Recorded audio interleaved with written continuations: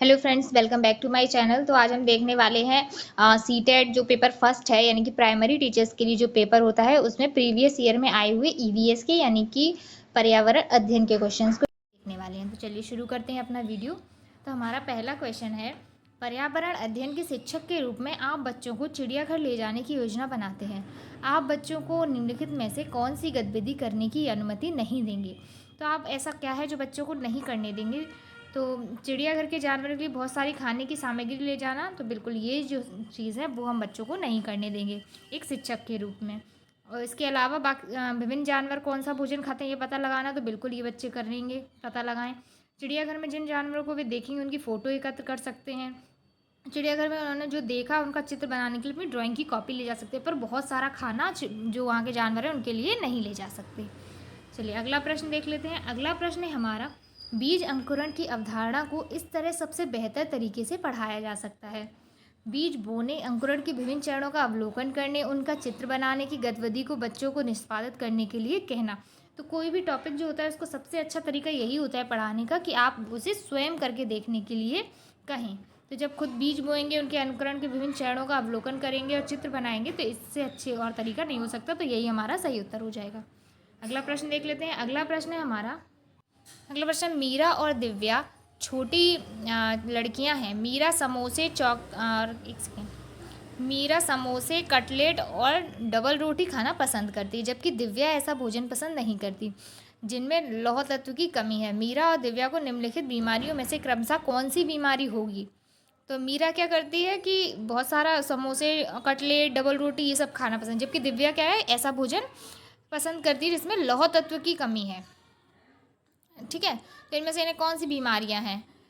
तो कौन सी बीमारियां इन दोनों को होंगी, है नहीं, मतलब कौन सी बीमारियां होंगी, जो बहुत ज़्यादा खा रहा है या फिर वो जो जिसमें लौह तत्व की कमी है ऐसा खाना खा रहे हैं। तो इनको एक तो जो समोसे, कटलेट ये सब खाएगा उसको हो जाएगा मोटापा, और जिसमें लौह तत्व की कमी वाला खाना अगर दिव्या खाएगी तो उसको हो जाएगा एनीमिया, यानी कि रक्त की कमी हो जाएगी। तो ये जो हमारा ऑप्शन नंबर 4 है ये एकदम सही उत्तर है। चलिए अगला प्रश्न देख लेते हैं। अगला प्रश्न है हमारा प्रश्न नंबर 64 है, जो कि है बच्चों को विभिन्न प्रकार के ईंधनों से परिचित कराने के लिए शिक्षक, बच्चों को विभिन्न प्रकार के ईंधनों से हम लोग परिचित कराना चाहते हैं। अब शिक्षक क्या करेगा। तो शिक्षक क्या करेगा कि देखिए एक एक करके सारे ऑप्शंस देखते हैं। कक्षा में कुछ ईंधनों के नमूने दिखा सकता है, एक लघु फिल्म दिखाने के साथ खाना पकाने के लिए इस्तेमाल होने वाले संभावित ईंधन के प्रकारों पर बच्चों के साथ चर्चा कर सकता है, या चार्ट पर ईंधनों के चित्र प्रदर्शित करना, या बच्चों से विभिन्न प्रकार के ईंधनों की सूची बनाने के लिए कहना। तो ना तो बनाने से काम चलेगा, ना ही चित्र दिखाने से, और सिर्फ नमूने दिखा देने से भी बच्चों को सही समझ नहीं होगी। तो हमारा सही उत्तर हो जाएगा ऑप्शन नंबर 2 कि एक लघु फिल्म दिखाने से बच्चे जो है एक अच्छी तरीके से समझ जाएंगे। अगला प्रश्न देख लेते हैं। अगला प्रश्न है हमारा जी, एक मिनट, अगला प्रश्न देखते हैं। तो अगला प्रश्न जो है वो है हमारा प्रश्न नंबर 65 कि मानचित्र पढ़ाने के लिए आवश्यक कौशलों में क्या शामिल है। अभिव्यक्तात्मक योग्यता को बाहर निकालने के लिए विलक्षण संप्रेषण कौशल, या स्थान, दूरी, दिशाओं की सापेक्ष स्थिति को समझने की योग्यता, ड्राइंग और पेंटिंग का विलक्षण कौशल, या ग्लोब पर स्थिति दर्शाने के लिए स्केच और गणनाओं का उपयोग करने की योग्यता। तो ना तो ड्राइंग और पेंटिंग से कोई मतलब है, ना ही ग्लोब की स्थिति से मतलब है। इसमें होगा स्थान, दूरी और दिशाओं की सापेक्ष स्थिति, क्योंकि मानचित्र पढ़ा रहे हैं तो मैं स्थान, दूरी और दिशा के बारे में ज्ञान होना चाहिए। अगला प्रश्न देखते हैं। अगला प्रश्न है, पर्यावरण अध्ययन की कक्षा में बच्चों के व्यक्तिगत अनुभवों को महत्व देना शिक्षक को लाभ पहुंचाता है। तो व्यक्तिगत अनुभव जो है बच्चे के, वो शिक्षक को क्या लाभ देते हैं। तो शिक्षक को लाभ देते हैं कि विषय को बच्चों के अनुभव संसार से जोड़ने और विमर्श व सीखने को बढ़ावा देता है, कि जो भी हम विषय पढ़ा रहे हैं जब हमें उनके अनुभव पता है तो हम उसी अनुभव से अपना विषय जोड़ देंगे। तो ये हमें इस लाभ हो जाता है उनके व्यक्तिगत अनुभव को जानने से। अगला प्रश्न है, यह देखा गया है कि पाचन क्रिया बाहर की अपेक्षा आमाशय के अंदर अधिक तेजी से होती है। तो जो अधिक तेजी से, तो क्योंकि पाचक रस जब आमाशय से बाहर रखते हैं तो निष्क्रिय हो जाते हैं। आमाशय के अंदर भोजन का मंथन होता है जिससे उसकी सतह का क्षेत्रफल बढ़ जाता है और एंजाइम की क्रिया तेज होती है। तो यही हमारा सही उत्तर कि आमाशय के अंदर जो है वो भोजन का मंथन होता है जिससे उसकी सतह का क्षेत्रफल बढ़ जाता है और एंजाइम की क्रिया तेज हो जाती है। अगला प्रश्न देखते हैं। अगला प्रश्न है हमारा, निम्नलिखित कथनों में से कौन सा प्राथमिक स्तर पर पर्यावरण अध्ययन पढ़ाने का उद्देश्य नहीं है। तो कौन सा उद्देश्य नहीं है? बच्चों पर आकलन के लिए शब्दावली और परिभाषाओं का बोझ डालना। तो बिल्कुल सही, यही जो है वो उद्देश्य नहीं है, क्योंकि हम बच्चों पर किसी भी प्रकार का कोई भी बोझ नहीं डालेंगे। अगला प्रश्न देख लेते हैं। भैंस की पीठ पर अक्सर बगुला पक्षी बैठा दिखाई देता है, ऐसा इसलिए होता है क्योंकि। तो बगुला पक्षी क्या है कि भैंस की पीठ पर परजीवी कीट खाता है या घास में पाए जाने वाले कीट खाता है। भैंस की पीठ पर बैठकर गाना पसंद करता है या उड़ने के बाद थोड़ा आराम करता है। तो ना ही बगुला आराम के लिए बैठता है, ना ही गाना गाना पसंद करता है, और घास में पाए जाने वाले अगर कीट खाएगा तो घास पर बैठेगा, ना कि भैंस की पीठ पर। तो इसका सही उत्तर है ऑप्शन नंबर फर्स्ट कि भैंस की पीठ पर बैठकर परजीवी कीट खाता है। अगला प्रश्न है, पर्यावरण अध्ययन की पाठ्य पुस्तक में रेलवे टिकट का एक नमूना दिखाना। ये क्या करता है? निष्कर्ष पर पहुंचने की बच्चों की कुशलता का विकास करता है। तो सिर्फ टिकट दिखा देने से किसी निष्कर्ष पर बच्चे नहीं पहुंचेंगे, तो ये जो है हमारा गलत हो जाएगा। बच्चों को रेल के किराए के बारे में ही सिर्फ नहीं बताता, टिकट में प्रयुक्त विभिन्न संचितकारों का ज्ञान उपलब्ध कराता है। ये भी एक तरीके से अगर हम देखें तो सही उत्तर हो जाएगा, पर हमारा जो ज़्यादा करीब उत्तर है वो है ऑप्शन नंबर सेकंड। देखिए, बच्चों को वास्तविक जानकारी से अंतःक्रिया करने तथा करने का अवसर देता है, साथ ही अवलोकन की भी कुशलता, वास्तविक जानकारियाँ भी मिल रही हैं, साथ ही वो अवलोकन करना भी सीख रहे हैं। तो ऑप्शन सेकंड जो है हमारा वो एकदम सही उत्तर हो जाएगा। अगला प्रश्न देख लेते हैं। अगला प्रश्न है हमारा, निम्नलिखित में से कौन सा प्राथमिक विद्यालय में पर्यावरण अध्ययन पढ़ाने का उद्देश्य निरूपित करता है? तो कौन सा है जो पर्यावरण अध्ययन पढ़ाने का उद्देश्य है? अपने ज्ञान का विस्तार करने के लिए बच्चों को सूचना देना कि उन्हें कौन सी पुस्तकें पढ़नी है। तो बच्चों को पुस्तकें पढ़ने की सूचना देना पर्यावरण अध्ययन का उद्देश्य नहीं है। विद्यालय में बच्चों के अनुभवों को बाहरी दुनिया से जोड़ना। तो बिल्कुल सही, ऑप्शन सेकंड हमारा सही उत्तर हो जाएगा कि विद्यालय में जो बच्चों के अनुभव है उन्हें बाहरी दुनिया से जोड़ना ही पर्यावरण अध्ययन का सही उद्देश्य है। अगला प्रश्न देख लेते हैं। दत्त कार्य के संबंध में निम्नलिखित में से कौन सा कथन सही है? दत्त कार्य है मतलब होमवर्क। तो जो दत्त कार्य बच्चों को सूचना खोजने, अपने विचारों का निर्माण करने तथा उन्हें उच्चारित करने का अवसर प्रदान करता है। तो यही हमारा सही उत्तर हो जाएगा। अगला प्रश्न देख लेते हैं। अगला प्रश्न है हमारा, पर्यावरण अध्ययन की कक्षा में सरल प्रयोग और निदर्शन किए जा सकते हैं।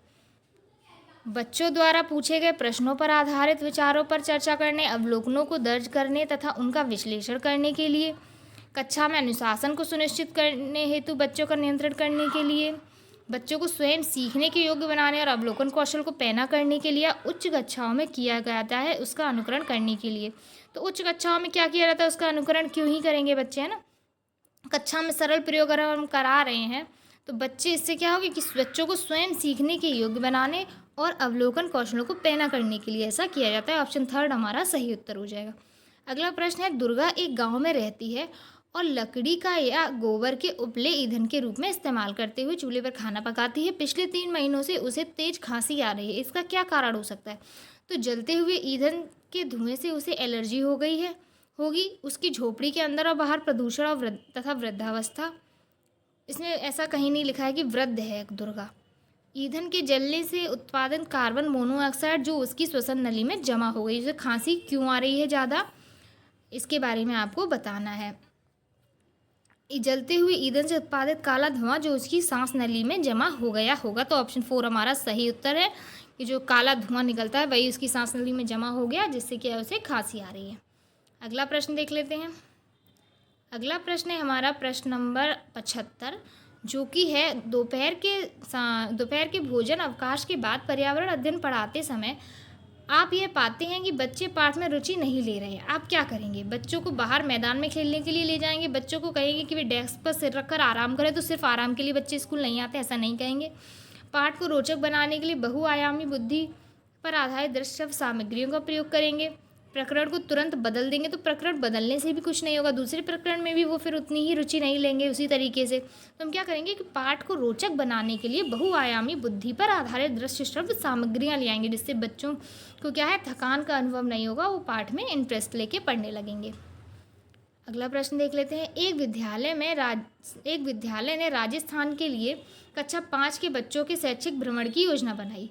भ्रमण के दौरान बच्चों से आपकी क्या अपेक्षाएं रहेंगी? यदि उनके कोई प्रश्न हो तो उन्हें दर्ज कर लेना चाहिए और घर पहुंचने के बाद अभिभावकों से उन्हें पूछना चाहिए। अगर उनके कोई प्रश्न है तो वो दर्ज कर लेंगे, तो फिर अभिभावकों से क्यों पूछेंगे, टीचर से पूछेंगे ना, ये हो गया गलत।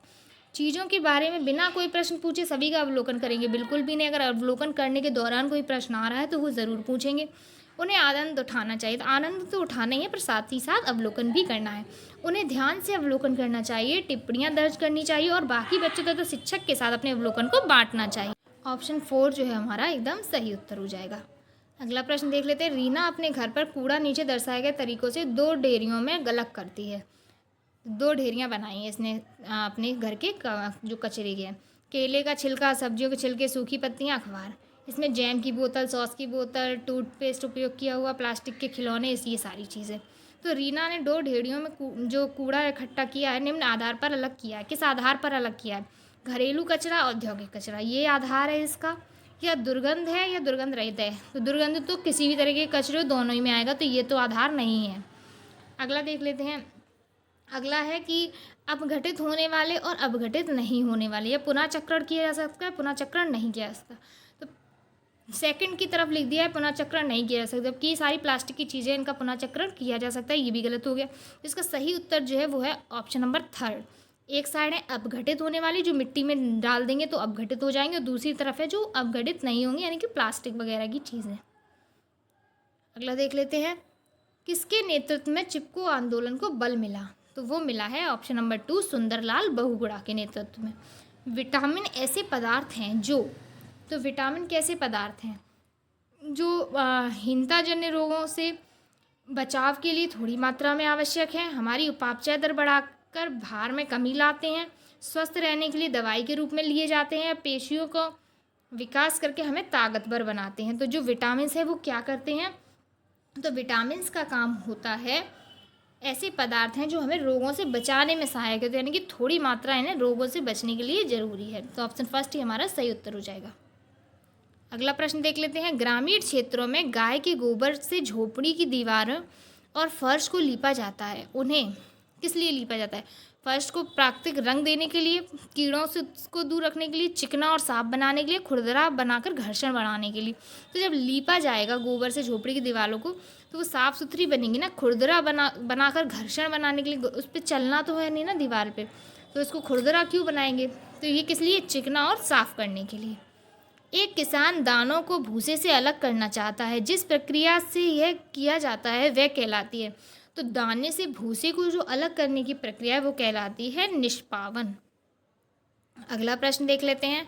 पर्यावरण अध्ययन की पाठ्य पुस्तक में पहेलियाँ शामिल करने का निम्नलिखित में से कौन सा उद्देश्य नहीं है? तो हम लोग जब पहेलियाँ शामिल कर लेंगे पाठ्य पुस्तक में तो इसमें से कौन सा उसका उद्देश्य नहीं होगा? बच्चों के मस्तिष्क को भ्रमित करना और उन्हें इस भ्रम का आनंद उठाने देना, तो बिल्कुल भी नहीं। उसके मस्तिष्क को भ्रमित करने के लिए पहेलियों का नहीं शामिल किया जाता, यही इसका हो जाएगा सही उत्तर, क्योंकि हमें कौन सा उद्देश्य नहीं है यही बताना था। अगला प्रश्न देख लेते हैं। एक पुरुष जिसका रक्त O है और एक A रक्त समूह वाली स्त्री से शादी करता है, उसके पहले बच्चे के रक्त समूह O होने की कितनी संभावना है? तो वो है 50% संभावना। इसकी एक पूरी टेबल और निकालने का तरीका होता है, जो कि मैं आपको बाद में किसी अलग से एक वीडियो में समझा दूंगी। अगला है टूटा तारा। टूटता तारा जो उल्का है वो क्या है, आपको उसके बारे में बताना है। तो चलिए देखते हैं इसके ऑप्शंस।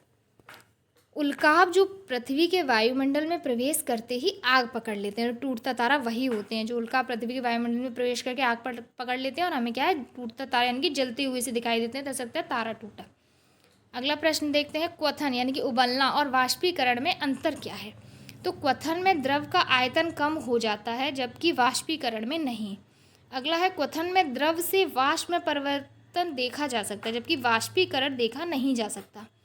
क्वथन से जल की अवस्था बदल जाती है, जबकि वाष्पीकरण में नहीं। तो ऐसा तो नहीं है, वाष्पीकरण में भी जल की अवस्था बदल जाएगी, है ना। लिक्विड से सीधा क्या है, वेपर बन जाएगा, भाप बन जाएगा। वाष्पीकरण किसी भी तापमान पर हो सकता है, जबकि क्वथन नहीं। तो इनमें से कौन सा आपको ज़्यादा सही लग रहा है? तो वो है ऑप्शन नंबर 4 कि वाष्पीकरण जो है वो किसी भी तापमान पर हो जाएगा, क्योंकि कोई भी टेम्परेचर है धीरे धीरे वो वाष्पीकरण होता रहेगा, पर क्वथन के लिए हमें हाई टेम्परेचर ही चाहिए, तभी पानी उबलेगा। अगला प्रश्न देख लेते हैं। अगला प्रश्न है हमारा, प्राथमिक स्तर पर आकलन में शामिल होना चाहिए। तो प्राथमिक स्तर पर जब आकलन करेंगे तो क्या शामिल होना चाहिए? अर्धवार्षिक और वर्ष के अंत में वार्षिक परीक्षा है? तो बिल्कुल भी नहीं। छोटे बच्चों को उत्तीर्ण अथवा अनुत्तीर्ण की श्रेणी के अंतर्गत आंकने, ये भी नहीं। शिक्षक द्वारा सतत और असंरचनात्मक तरीके से किया जाने वाला संरचनात्मक तरीके से अवलोकन को बच्चों और अभिभावकों के साथ बांटना, तो बिल्कुल कोई एक संरचना नहीं बनानी है, सतत और बिल्कुल कोई बिना संरचना बनाए हुए भी लगातार अवलोकन करते रहना, शिक्षकों को, अभिभावकों को बताते रहना है। तो यही हो जाएगा सही तरीका। अगला प्रश्न है, नींबू साधारण पानी में डूब जाता है लेकिन नमकीन पानी में तैरता है, क्यों? तो ऐसा क्यों होता है कि नमकीन पानी का घनत्व तो साधारण पानी के घनत्व से अधिक होता है, इसलिए ऐसा होता है। तो ऑप्शन थर्ड हमारा सही उत्तर हो जाएगा। अगला प्रश्न देख लेते हैं। अगला प्रश्न है हमारा, पके हुए चावल रेफ्रिजरेटर में अपेक्षाकृत लंबे समय तक परिरक्षित किए जा सकते हैं क्योंकि कम तापमान पर भोजन का नमी तत्व घट जाता है। रेफ्रिजरेटर में कुछ ऐसे रसायन होते हैं जो रोगाणुओं को नष्ट कर देते हैं, या कम तापमान पर रोगाणु निष्क्रिय हो जाते हैं, या रोगाणु कम तापमान पर नष्ट हो जाते हैं। तो कम तापमान पर रोगाणु जो है नष्ट तो नहीं हो जाते हैं, ये तो हमें देख ही लीजिए, ठीक है ना। हमें पता होना चाहिए कि रोगाणु कम टेम्परेचर पर भी रहते हैं। तो पर होता क्या है कि कम तापमान पर रोगाणुओं के निष्क्रिय हो जाते हैं, बहुत ज़्यादा सक्रिय नहीं रहते जो बहुत अधिक संख्या में एकदम से बढ़ जाए और चीज़ को हमारी बिल्कुल ख़राब कर दें। अगला देख लेते हैं, रक्त की जांच द्वारा किसकी उपस्थिति में मलेरिया की पहचान होती है? तो मलेरिया की पहचान किसकी उपस्थिति में होती है? लाल रक्त कोशिकाओं में मच्छर के अंडे, या लाल रक्त कोशिकाओं में मलेरिया परजीवी, रक्त में क्षतिग्रस्त यकृत कोशिकाएं, या रक्त में मच्छर के लार्वे? तो मच्छर के लार्वे से भी नहीं होती, ना ही मच्छर का अंडा चला जाएगा रक्त में। तो क्या जाएगा? लाल रक्त कोशिकाओं में मलेरिया के परजीवी प्लाज्मोडियम जाएगा। इससे हमें मलेरिया की पहचान हो जाती है हमारे रक्त से। अगला प्रश्न देख लेते हैं। अगला प्रश्न है हमारा, पर्यावरण अध्ययन की कक्षा में अवधारणाओं को स्पष्ट करने के लिए कविताओं और कहानी कथन का प्रयोग करना। तो अवधारणाओं को स्पष्ट करने के लिए कविताओं और कहानी कथन का प्रयोग करना, इसका क्या फ़ायदा है? तो ये क्या है कि स्थानीय एवं विश्व स्तर पर संसार की प्रकृति को खोजने और कल्पना करने की योग्यता का विकास करने में मदद करता है। तो यही हमारा ऑप्शन 4 जो है वो एकदम सही उत्तर है। तो ये थे पूरे 30 के 30 ईवीएस यानी कि पर्यावरण अध्ययन के प्रश्न जो कि सीटेट के प्रीवियस ईयर में आए हुए हैं। और अगर आप आगे आने वाले सीटेट 2024 में जो एग्ज़ाम है दिसंबर में उसको देने वाले हैं, आगे जो भी अगर जब भी आप सीटेट का एग्ज़ाम देने वाले हैं तो आपको ये सारे क्वेश्चंस को अच्छे से कवर करके जाना चाहिए, क्योंकि हर बार जो सीटेट का यही सेम पैटर्न है और हर बार यही सेम क्वेश्चंस रिपीट होते हैं। तो आपको इन क्वेश्चंस को बिल्कुल भी नहीं छोड़ना है। तो अगर आपको वीडियो अच्छी लगी हो तो वीडियो को लाइक ज़रूर कर दीजिएगा और चैनल को सब्सक्राइब कर दीजिएगा। थैंक यू, मिलते हैं अपनी नेक्स्ट वीडियो में।